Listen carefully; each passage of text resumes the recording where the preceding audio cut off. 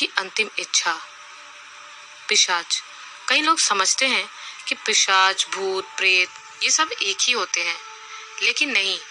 भूत वो होते हैं जो असमय काल के गाल में समाने के कारण इस लोक में भटकते रहते हैं। प्रेत एक योनि है जो तब तक झेलनी पड़ती है जब तक आपकी अंतिम क्रिया या कहें कि अंत्येष्टि ढंग से ना हो जाए। और पिशाच वो होते हैं जो अपनी सांसारिक इच्छाओं या कहे कि वो इच्छाएं जो वो जीते जी पूरी नहीं कर पाए, उसी के कारण जानबूझकर इसी संसार में टिके रहना चाहते हैं। गांव के अंदर सन्नाटा पसरा हुआ था। बारिश का समय और उस पर पूरे गांव की बत्ती गुल थी। तो रात के 12 बजे तक चौपाल सजाए रखने वाले बुजुर्ग भी आज जल्दी ही सो चुके थे। साय साय की आवाज के कारण माहौल डरावना हो चुका था। ऊपर से बिजली के कड़कने की आवाज वातावरण को और भी खौफजदा बना रही थी। तभी लल्लू हलवाई अपनी खटारा साइकिल पर रोज की तरह गांव की तरफ चला आ रहा था। उसे गांव के सब लोग बहादुर लल्लू पुकारते थे, क्योंकि उसने जवानी के दिनों में अपने नकली बहादुरी के किस्से गांव में फैला रखे थे, जिनमें कुछ किस्से असली भूत से कुश्ती लड़ने के भी थे। गांव में एक आदत होती है कि जो भी सर्वप्रथम इस प्रकार के किस्से गढ़ लेता है उसे ही निडर घोषित कर दिया जाता है, और बाकी सब लोग जो भले ही पीठ पीछे हंसे उसे गांव का पहलवान घोषित कर देते हैं। लल्लू गांव का पहलवान घोषित था, पर रोज रोज काम के सिलसिले में जब उसे रात बेरात घर लौटना होता तो उसके हलक का थूक भी सूख जाता था, क्योंकि उसे मालूम था कि उसकी बहादुरी की असलियत क्या थी। आज भी वो पड़ोस के गांव की एक शादी में रसोई पकाने गया था, और मुआ एंड टाइम पर मिठाई खत्म होने के कारण उसे जल्दी जल्दी में मैदे से शक्कर पारे बनाने पड़े थे। आज सारे सब भुक्कड़ ही थे, जो 50 किलो मिठाई चट करने के बाद भी सारे शक्कर पारे भी खा गए। बड़ी मुश्किल से कुछ शक्कर पारे बचाए हैं कि घर जाकर बच्चों को कुछ तो दूंगा, उसने सोचा।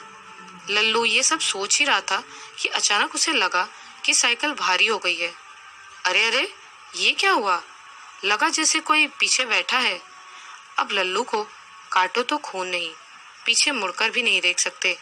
हे ईश्वर, आज बचा ले, जिंदगी भर तेरी पूजा करूंगा। लल्लू मन ही मन भगवान को याद करने लगा। आज तो पीपल के पिशाच ने पकड़ ही लिया शायद। घरवाली कितनी बार बोली थी कि रात के समय इस रास्ते से घर मत आना, पर क्या करे, साले भुक्कड़ बारातियों के कारण ही इतनी देर हो गई कि इस छोटे रास्ते का सहारा लेना पड़ा। लल्लू न जाने क्या क्या बड़बड़ा रहा था।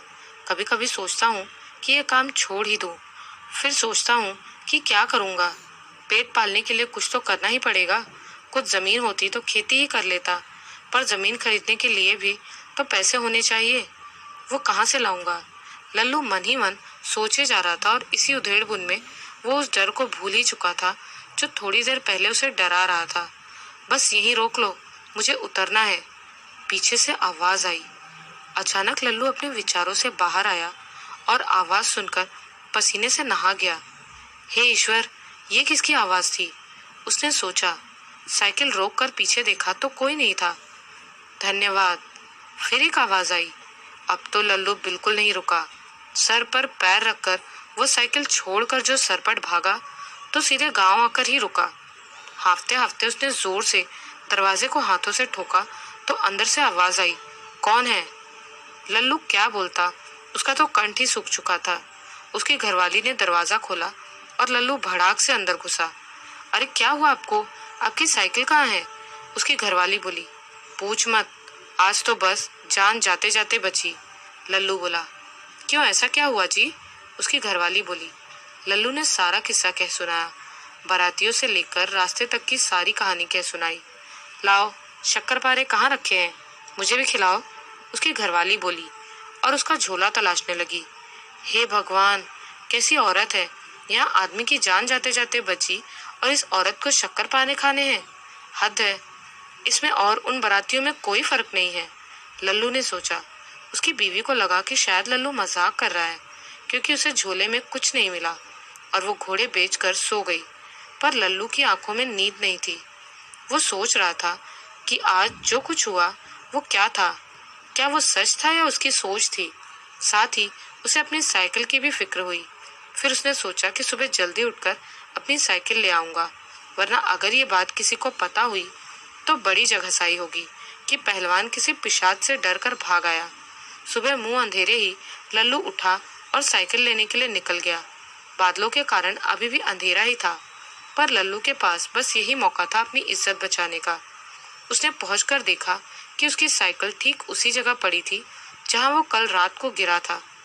उसने डरते डरते साइकिल उठाई, तभी उसको आवाज आई, कल रात को मेरी अंतिम इच्छा पूरी करने के लिए धन्यवाद। कौन है, कौन है, कहकर लल्लू चिल्लाया। उसकी आवाज में डर साफ साफ झलक रहा था। मैं तुम्हारा कल भी शुक्रिया अदा करना चाह रहा था, पर तुम तो सरपट भाग गए। वो आवाज फिर गूंजी। पर तुम हो कौन? लल्लू ने पूरी हिम्मत जुटाकर पूछा। मैं तुम्हारा दोस्त भोला। भोला? वो तो मर चुका था 15-16 साल पहले, लल्लू ने कहा। हाँ, मैं वही हूँ, पर आज मुक्त हो जाऊंगा, क्योंकि कल रात शक्कर पारे खिलाकर तुमने मेरी अंतिम इच्छा भी पूरी कर दी। बस तुम्हें शुक्रिया कहने के लिए रुका हुआ था। फिर वही आवाज गूंजी। उसे याद आया कि भोला की माँ की मौत के बाद उसके पिता ने दूसरी शादी कर ली थी और उसकी सौतेली माँ उसे ना ढंग के कपड़े देती थी और ना ही ढंग का कुछ खाने को। बेचारा भोला कभी लल्लू और कभी किसी दूसरे दोस्त के यहाँ खा पी लेता था।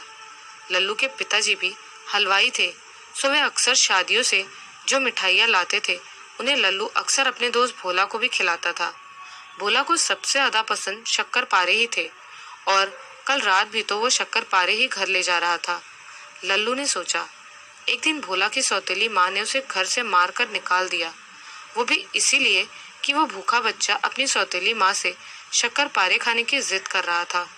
भोला बेचारा रोता रोता आकर इसी पेड़ के नीचे सो गया और मार या फिर ठंड के असर से वो बेचारा सुबह वहीं मृत पाया गया था।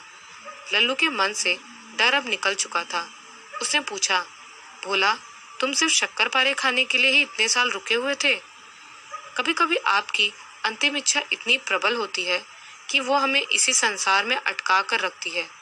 खासकर अगर कोई बच्चा अपनी अंतिम इच्छा लिए इस संसार से विदा हो जाता है, तो वो इच्छा एक जिद बनकर हमेशा उसे इसी संसार में अटका कर रखती है। फिर मैं यही इंतजार करता रहता कि कभी तो कोई मेरी अंतिम इच्छा पूरी करेगा। कई मुसाफिरों से कहा, पर वे सब डर कर भाग जाते थे और अंत में सभी ने इस रास्ते को ही भूतिया घोषित कर दिया, तो लोगों ने यहाँ से निकलना भी बंद कर दिया। मुझे पीपल वाला पिशाच घोषित कर दिया गया। यहाँ से कहीं जा भी नहीं सकता था, क्योंकि मेरी आत्मा इसी पेड़ से बंधी हुई थी। फिर कल तुम यहाँ से निकले और किस्मत की बात थी कि तुम्हारे पास शक्कर पारे भी थे। भोला की आत्मा बोली, चलो अब मैं चलता हूँ दोस्त, अपना ख्याल रखना। और हाँ, अब तुम्हें ये छोटा मोटा काम भी नहीं करना पड़ेगा। कोई अच्छी जमीन लेकर उस पर खेती करना। मैं चलता हूँ। लल्लू उससे पूछता कि कैसे, उससे पहले ही वो आवाज बंद हो गई। लल्लू ने 2-3 बार उसे पुकारा, पर वो जा चुका था। घर लौटते समय लल्लू ने सोचा कि भोला ऐसे क्यों बोल रहा था कि अब तुम खेती करना, जमीन के लिए पैसे कहाँ से लाऊंगा। सोचते सोचते वो घर पहुंच गया। जैसे ही घर में घुसा, उसकी बीवी दौड़ती हुई उसके पास आई और बोली, क्यों जी, तुम ये सोने के शक्कर पारे कहाँ से लाए? कहीं चोरी वोरी तो नहीं की? क्या बकती है, सोने के शक्कर पारे? हाँ जी, आज जब तुम्हारा झोला धोने लगी तो मैंने सोचा कि उसे उल्टा कर झटक लूं, कहीं कोई चीज ना रह जाए। जैसे ही उल्टा किया, उसमें से ये एक के बाद एक 4 सोने के शक्कर पारे गिरे। मैं तो तभी से बस उन्हीं को देख रही हूँ। लल्लू दौड़ता हुआ अंदर गया तो उसे भी देखकर यकीन नहीं हुआ। क्या ये सच में? उसने उन्हें रगड़ कर देखा तो सचमुच वो सोने के ही थे। लल्लू की खुशी का कोई ठिकाना नहीं रहा। उसने मन ही मन पीपल वाले पिशाच यानी अपने दोस्त भोला का धन्यवाद किया और अपनी बीवी को गले लगा लिया। कैसी लगी आपको ये कहानियाँ? हमें कमेंट्स में ज़रूर बताएं। वीडियो पसंद आई हो तो इस वीडियो को लाइक और शेयर ज़रूर करें। मिलती हूँ एक नए